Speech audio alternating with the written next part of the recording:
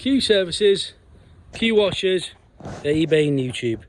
And what somebody got here is a Honda Gx390 13 horsepower on an L-shaped frame, 13-inch pneumatic wheels with 2 shockers on the front, stop vibrations, coupled up with a UDOR gearbox, a WS202 INTERPUMP, 21 litres, 200 bar. As you can see, the INTERPUMP itself is obviously dual fed. It's 1 feed, 2 feeds into the back end of the pump.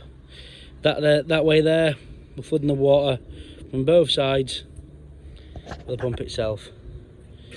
The couplings on the front of there, an ETO 6, so an ETO 6 females on the inlet side with an ETO 5 series returning back down to tank. On the machine itself, it comes with 3 metre suction pipes.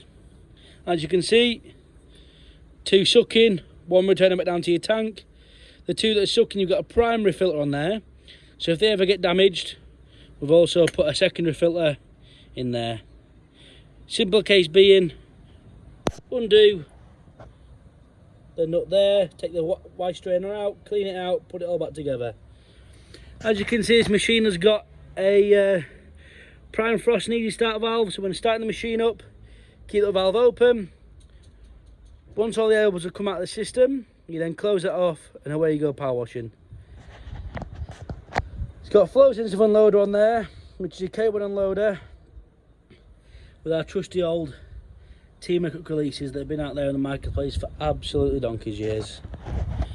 And that there, again, is a Gx390, 21 litres, 200 bar.